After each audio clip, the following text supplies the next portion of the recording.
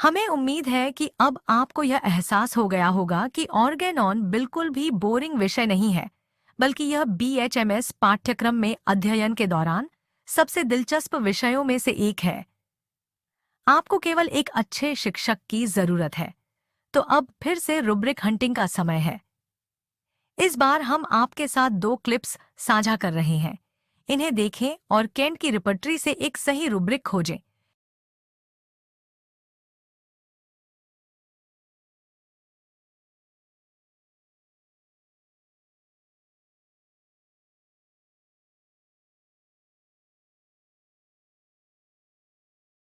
Your series. I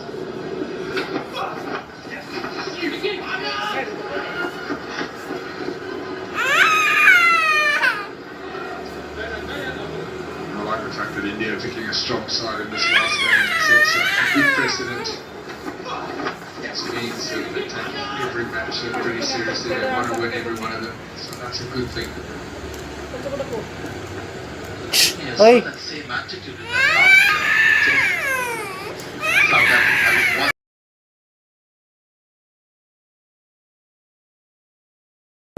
even मुझे घड़ी की आवाज में भी नींद नहीं आती है। हाँ, ये साउंड मेरा से कब ऐसा से दिक्कत हो रहा है आपको? मेरा साउंड से तो स्टार्टिंग से ही है। मेरे को घड़ी के सेल निकाल के सोने पड़ते थे जब से मुझे समझ है, जब से खुद का कमरा मिला और इतनी फ्रीडम मिली कि आप घड़ी के सेल निकाल लो, तब से मैं ये करती आ रही हूँ। और फिर व्हेन आई गॉट मैरिड तो हमने घर में एक ही घड़ी रखी और कहीं घड़ी नहीं रखी ताकि वो टक टक की आवाज ना आए। Then we move to our own house 1 year back.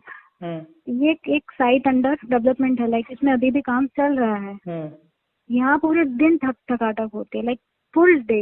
And मेरे दिमाग के साथ इतना मैसअप हुआ इस चक्कर में कि मुझे स्ट्रेट 4-5 महीने मुझे लगता है मैं सो ही नहीं पाई हूँ। क्योंकि इस घर के सामने भी एक बिल्डिंग बन रहा है 15 माले का, बाजू में भी 14 माले का बन रहा है, इस बिल्डिंग में भी काम चल रहा है। और मेरे फ्लैट के ऊपर वाली एक आंटी है, वो सिलाई मशीन पे काम करती है जो उन्होंने मेरे बेडरूम में रखी है। तो she has made my life help. वो पूरे दिन चलाती रहती है बस, तो मेरी नींद नहीं हो पाती है। तो मुझे साउंड से बहुत प्रॉब्लम है, मुझे शांति चाहिए, वो नहीं मिलती है। ये दिक्कत आपके लिए। हाँ, बहुत ज्यादा। मतलब इतना हो जाता है कि मैं रात को सो ही नहीं पाती हूँ। वो आंटी पता नहीं क्या करती है, ड्रैग करती है चीजों को, गिराती हैं। रात में वो नहीं, उन्हें शांति नहीं होती। और दिन में तो मुंबई है, कंस्ट्रक्शन की साइट पे चल रही है। तो ना दिन में सोना होता है और ना रात को नींद आती है। तो ये एक बहुत बड़ा वो, मुझे लगता है कि शायद मेरा मेंटल स्टेटस जो इतना खराब हुआ है, इसमें साउंड का बड़ा रोल है। याद रखें कि आपको अपने उत्तर रात 10:30 के बाद ही भेजने हैं। उत्तर भेजने का फॉर्मेट है रूब्रिक 00, 2 आपका उत्तर और रूब्रिक 003 आपका उत्तर। अब केंट की फिलॉसफी का समय है, जो कि एक और दिलचस्प विषय है जिसे हम में से अधिकांश ने बोरिंग बना दिया है। लेकिन आज आइए जेटी केंट की लेक्चर्स ऑन होम्योपैथिक फिलॉसफी से एक छोटे से वाक्यांश को समझने का आनंद लें।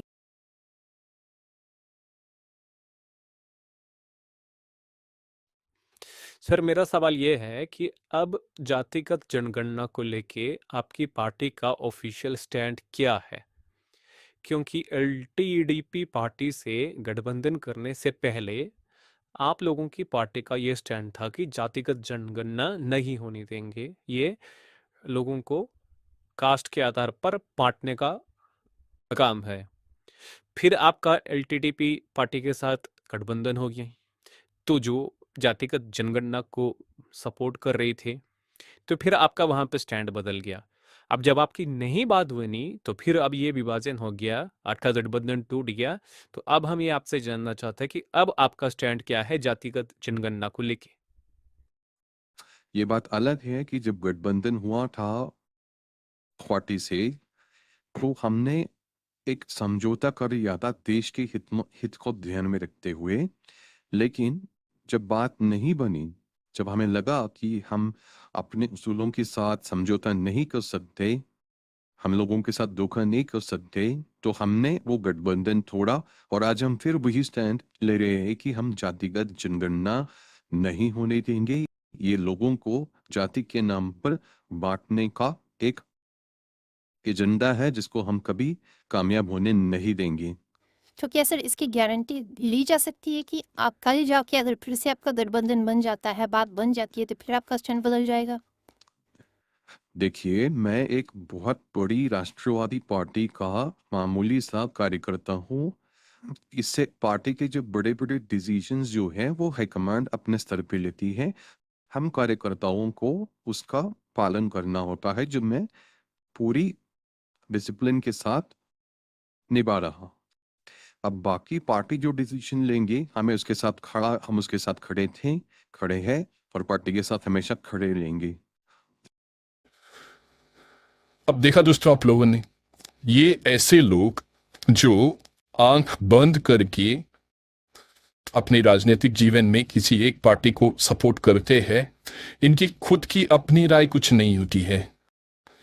जो पार्टी लेगी डिसीजन, ये आंख बंद करके उसको फॉलो करते हैं।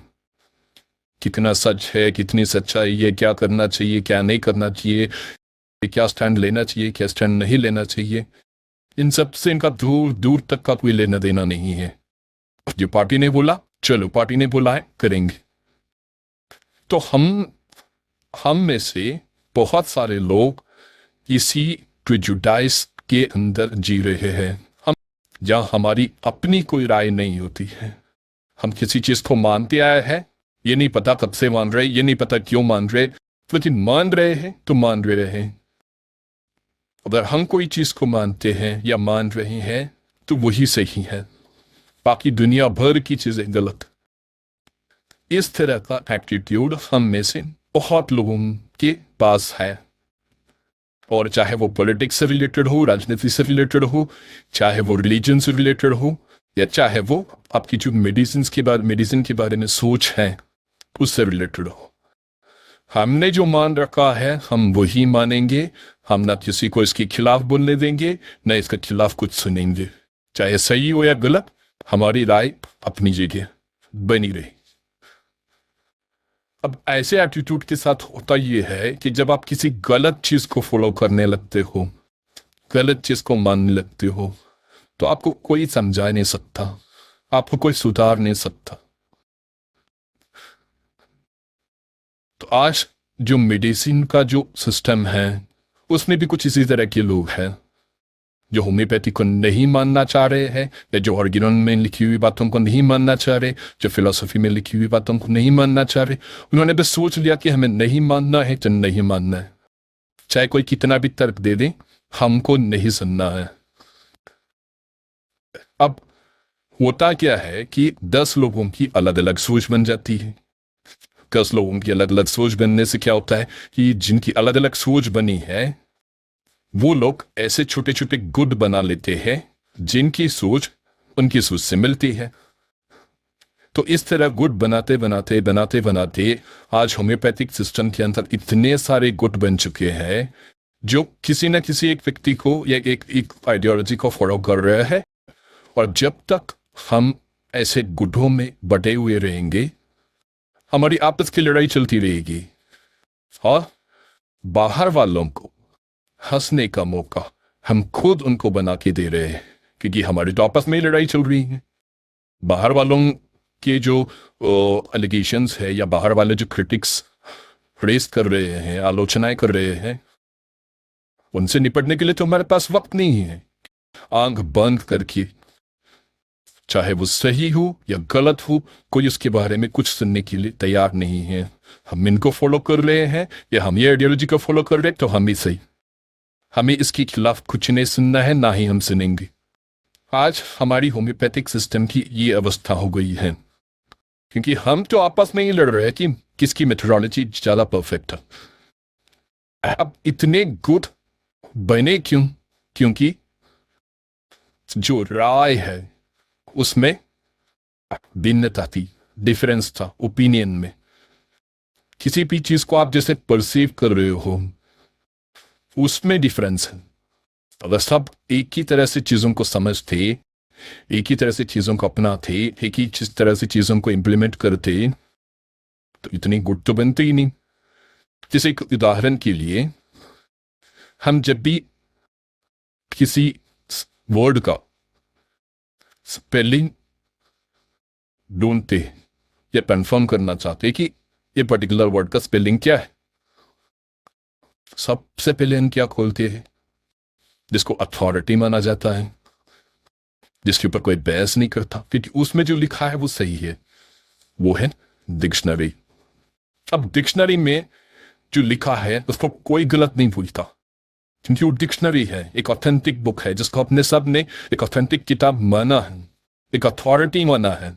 तो उसमें जो स्पेलिंग दी गया है, उसमें जो प्रोनाउंसिएशन दी गया है, वो करेक्ट है, उसके ऊपर कोई बहस नहीं होगी, क्योंकि हम सब इसको मानते हैं, क्योंकि हम सब डिक्शनरी को एक अथॉरिटी मानते हैं। इसीलिए ना तो स्पेलिंग को लेके ना तो प्रोनाउंसिएशन को लेके ज्यादा बहस नहीं होती। पर मान लीजिए अगर ये डिक्शनरी होता ही नहीं तो क्या होता? अगर डिक्शनरी होता ही नहीं तो क्या हो? कोई अथॉरिटी नहीं होती, सब अपने अपने तरीके से जो प्रोनाउंसिएशन है या स्पेलिंग है अपना लेते, और फिर पीछे की क्या अवस्था हो जाएगी? आइए मैं आपको एक एग्जांपल दिखाता हूं।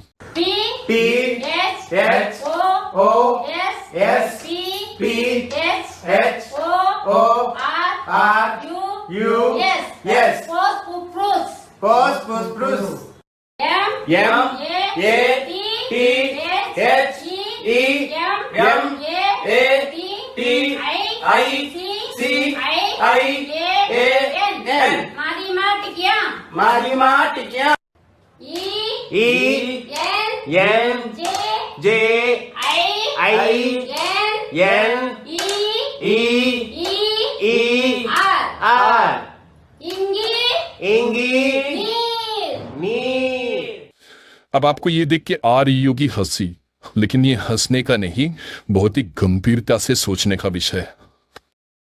जिस तरह से हम लोग अभी हंस रहे हैं, उसी तरह पूरी दुनिया हम पे हंस रही है, क्योंकि हम लोग 10 लोगों की 10 अलग अलग सोच है। हमारे पास कोई अथॉरिटी नहीं है जिसको हम कह सके कि हाँ हम इनको फॉलो करते हैं, ये किताब में दी हुई चीजें ही हमारी अथॉरिटी है। हालांकि जो हमारे मास्टर्स ने हमें जो लिटरेचर दिया है, जो ऑरिजिनल में लिखा गया है, उसको अथॉरिटी मानकर सबको चलना चाहिए था। अगर सारे के सारे लोग ऑरिजिनल को अथॉरिटी मानकर उसमें दिए गए निर्देशों के अनुसार प्रैक्टिस करते या सिखाते, तो इतने सारे गुट तो कभी बनते ही नहीं। एक एकता होती हमारे में, हमारी स्ट्रेंथ बढ़ती, हमारी क्वालिटी बढ़ती, हमारी कंसिस्टेंसी बढ़ती। 200 साल के बाद भी आज भी हम लोग आलोचनाओं से इसीलिए घिरे हुए हैं, क्योंकि सबसे पहले तो हमने तो ऑरिजिनल से सीखा है नहीं, तो हमने नहीं सीखा है तो हम दूसरों को भी नहीं सीखने देंगे, या हमने गलत समझ लिया है। जो दुनिया चाहे जो भी कहे, हमने जो समझा है वही सही है और हम वही सिखाएंगे आगे आने वालों को भी। तो जब 10 लोग इस तरह की सोच रखने वाले पढ़ाने के सिस्टम के अंदर आ जाते हैं, तो बहुत सारे गुट बन जाते हैं, जो हमारा आज का प्रेजेंट सिचुएशन है। आज हमारी हालत वो है। मैं नहीं कह रहा हूं दोस्तों, ये एक एग्जाम्पल था Kent lectures on homeopathic philosophy में दी गई एक छोटे से फ्रेज को समझने के लिए, जहां पे भी यही सेम एग्जाम्पल दिया गया है। तो चलिए अब किताब में क्या लिखा है एग्जैक्टली वही पढ़ते हैं। All men are prejudiced. Man is fixed in his politics, fixed in his religion, fixed in his ideas of medicine, and because of his prejudice, he cannot reason. You need only to talk to him a moment on these subjects and he will begin to tell you what he thinks. He will give his opinion, as if that had anything to do with it. Men of the present day cannot recognize law, and hence they are prejudiced, but when men have authority on which they can rest, then they can get rid of their prejudices. Suppose we have a large dictionary that we say is an authority on the spelling of words. If a club of 150 men who bought that dictionary and put it into a closet and say, that is how we agree to spell, that is a recognition by these men that the book is authority, there would be henceforth no argument on the question of spelling. But if there were no authority, one man would spell one way and another man in another way. there would be no standard of spelling. Such is the state of medicine at the present day. There is no standard authority. One book is authority in one school, and in another school they have another book, and so there is confusion. तो देखा आपने दोस्तों, philosophy में वो सारे सवालों के जवाब है जो हमारे दिल में उठ रहे हैं होम्योपैथी या होम्योपैथिक प्रैक्टिस को देखिए। जिसने ऑर्गेनल ऑफ फिलॉसफी की जो एसेंस है उसको ग्रास्प किया है, उसकी लाइफ में कोई कंफ्यूजन नहीं है कि इसको क्या करना चाहिए, क्या नहीं करना चाहिए, किसको फॉलो करना चाहिए, किसको नहीं। पर ये कंफ्यूजन में जो लोग घूम रहे हैं वो यही लोग हैं जिसका बेसिक स्ट्रांग नहीं है, जिन्होंने ऑर्गेनल को नहीं समझा है, जिन्होंने फिलॉसफी को नहीं समझा है।